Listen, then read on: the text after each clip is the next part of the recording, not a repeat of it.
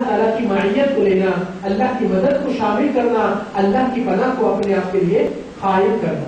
تو رسول اللہ صلی اللہ علیہ وسلم یہ دعا سکھائے بیت الخلاء کی، انسان ہر جگہ جاتا ہے آتا ہے اللہ کا نام لے کر اگر ہر چیز کو کر لے تو بے شک کافی چیزیں اس کے لیے آسان ہو جاتے ہیں۔ ایک واقعہ ہے خاتون کا جو ہماری شیخی یعنی واقعات میں ہے۔ اس خاتون 2 سال تک کچھ مسئلے میں پریشان ہو گئی تھی اور اس طریقے سے اثرات اس کو اٹیک کرتے تھے، تو جب اللہ کا کلام پڑھا گیا اور وہ چیز سامنے موجود ہوئی تو وہ جن نے کہنے لگا ہماری زیادتی نہیں، یہ لوگ کی زیادتی ہے، ہم ان کو کوئی تکلیف نہیں دی، یہ لوگ خامخواہ گرم پانی لا کر ہمارے بچوں پر ڈال دی۔ تو جب شیخ کہتے ہیں کہ بھائی ان کو کیا معلوم کہ آپ یہاں موجود ہیں بیت الحمام میں، تو کہتا ہے بسم اللہ تو بولو، ہم ہٹتے۔ حقیقت میں ایک بہت بڑا سبق ہے اس میں کہ اتنی سر کی بات بسم اللہ کی لوگ کے لیے بہت بھاری پڑتی ہے اور اتنا دماغ ہر چیز کو یاد کرتا ہے مگر اللہ کو نہیں یاد کرتا ہے تو سب سے بڑی غفلت کی سزا انسان کو ملنے والی ہوگی۔ اس لیے اللہ کی معیت اور اللہ کی ساتھداری اور یہ لفظ کو عمل میں لینا اور یقین کرنا کہ اس کا کتنا بڑا اثر ہوتا ہے، حتیٰ کہ رسول اللہ صلی اللہ علیہ وسلم کیوں فرمائیں یا غلام سم اللہ وکل بیمینک وکل مما یلیک۔ آپ صلی اللہ علیہ وسلم دیکھیں ایک بچہ ہے جو کم سن ہے اور یعنی 10 کے قریب آس پاس کا غلام جس کو کہتے ہیں، وہ بچہ اچانک کھانے پہ آیا اور کھانے کے خواب میں ہاتھ ادھر ادھر پھیر رہا ہے اور ادھر سے کھا رہا ادھر سے کھا، تو نبی صلی اللہ علیہ وسلم اس کو اطمینان سے ہاتھ پکڑ کر کہتے ہیں یا غلام اے بچے سم اللہ وکل بیمینک وکل مما یلیک۔ 3 آداب آپ صلی اللہ علیہ وسلم وہی سکھا دیتے ہیں، اے غلام اللہ کا نام لو اور اس کی لحاظ سے کھاؤ اور اپنے سامنے کے حصے سے۔ اب مسئلہ کہ بسم اللہ کہنے سے کہ یہ دشمن جس کو آپ کے کھانے پہ سے وہ حصہ لیتا ہے، آپ کی زندگی میں سے کچھ حصہ لیتا ہے، اس کو ختم کرنے کے لیے یہ حصے داریوں اور شراکت میں بلکہ اس سے بھی زیادہ انسان کی ازدواجی زندگی میں اور معاشرہ جب ازواج کی اپنے زوجات سے قرب ہوتی ہے اس میں بھی حصہ لینے کے لیے آ جاتا ہے۔ اس لیے رسول اللہ صلی اللہ علیہ وسلم کیوں فرمائے کہ انسان جب اپنے اہلیہ سے قریب ہوتا ہے مباشرت کے لیے تو اس کو چاہیے یہ پڑھے دعا اللہم بسم اللہ اللہم جنبنا الشیطان وجنب الشیطان ما رزقتنا۔ سبحان اللہ، یہاں پر بھی بے شک کیونکہ شیطان کے کچھ ہتھیار اور کچھ امور ہیں جس کے بارے میں اللہ سبحانہ وتعالی سورہ انعام میں بھی ذکر کرتے ہیں۔ کیا آیت ہے؟ واستفزز من استطعت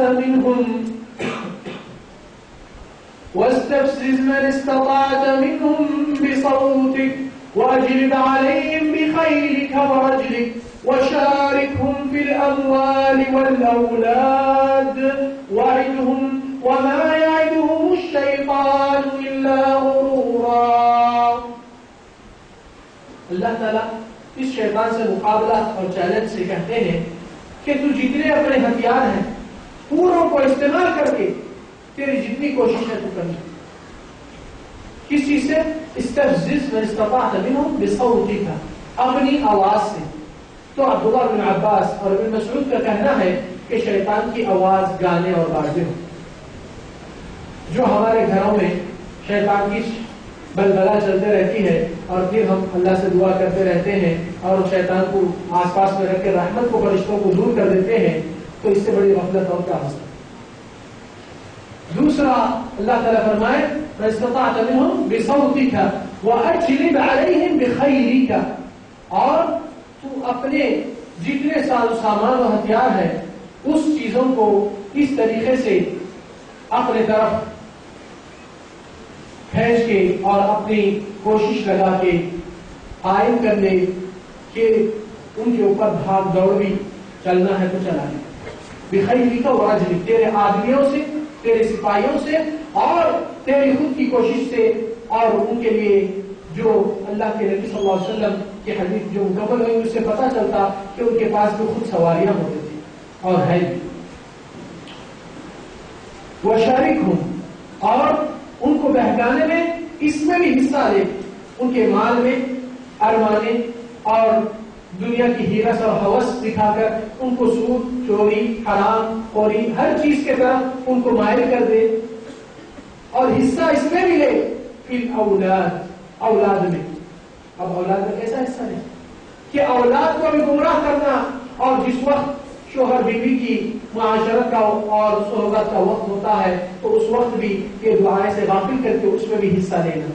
اس لیے نبی صلی اللہ علیہ وسلم کی حدیث کیوں آئی کہ ستر ما بین اعین الجن وعورات ابن آدم، جنات کی نگاہ سے اپنی شرمگاہوں کو حفاظت کرنے کے لیے اگر ستر ڈھانپنا ہے تو بسم اللہ ہے.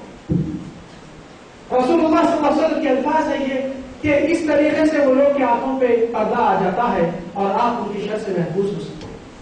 مگر دوسرے دیگر امور بھی ہیں گھر میں جس کو شیطان کی آواز اور شیطان کی ہتھیار گھر میں ہم اس کو شے دیتے ہیں، اور پھر قرآن اور دعا پڑھنے کے ساتھ اللہ کے رحمت کے فرشتوں کو بلانے کے لیے کہتے ہیں، مگر ہماری شیطانیت وہ بھی چلے گی اور یہ بھی ہونا ہے، یہ ناممکن ہے.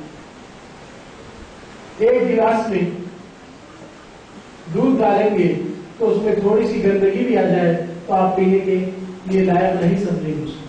کیوں؟ کیونکہ ملاوٹ ہوگی. خالص شہد کے اندر ایک خطرہ زہر کا بھی آ جائے، کوئی غیر قابل پینے کی چیز آ جائے تو آپ اس چیز کو پھینک دیتے ہیں. کیوں؟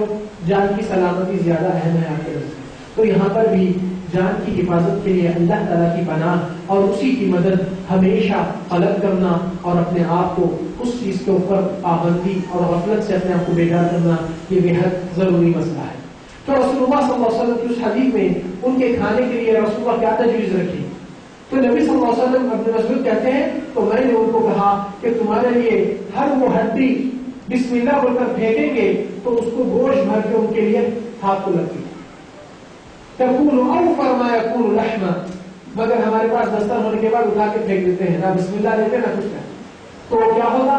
وہ کافر اور سرکش جنات کی غذا بن جاتی ہے جو آپ کے خلاف جنگ لڑنے والے آپ کو پریشان کر سکتی ہے. تو بسم اللہ کہنے میں کیا جاتا ہے؟ زبان کو اتنا بڑا بوجھ نہیں ہے اور نہ اتنی بڑی محنت کی ضرورت ہے، صرف انسان کو اللہ تعالیٰ کی ساتھ داری اور معیت اور غافل نہیں ہونا چاہیے.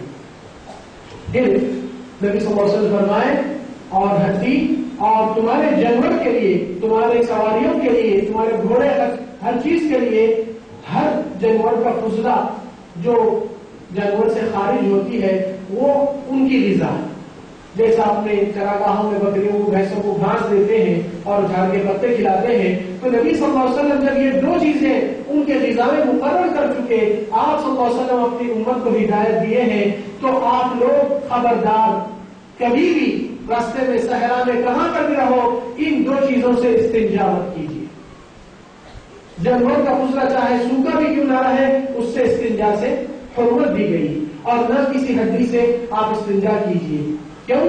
کیونکہ نبی صلی اللہ علیہ وسلم اس کی علت اور وجہ بتاتے ہیں فَإِنَّهَا طَعَامُ إِخْوَانِكُمْ مِنَ الْجِنِّ، یہ تمہارے جن بھائیوں کی غذا ہو چکی ہے. تو انسان جب وہاں پر ایسا عمل لیتا ہے اور ایسی چیز پہ تکلیف اور زحمت قائم کر دیتا ہے تو بدلے کے طور پر وہ لوگ بھی بدلہ چکانے کے لیے انسان کے طرف اذیت پہنچاتے ہیں.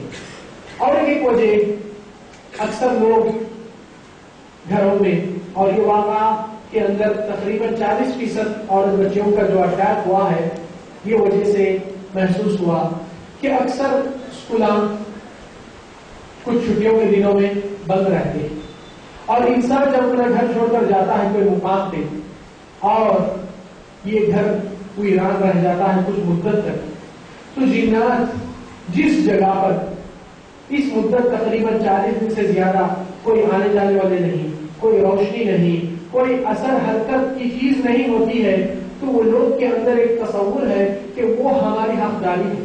اگر ہم اس چیز اتنی مدت تک زیادہ ہو گئی تو وہاں پر ہمارا قبضہ ہونا حق بن جاتا ہے، کیونکہ وہ چیز انسان نے چھوڑ دیا.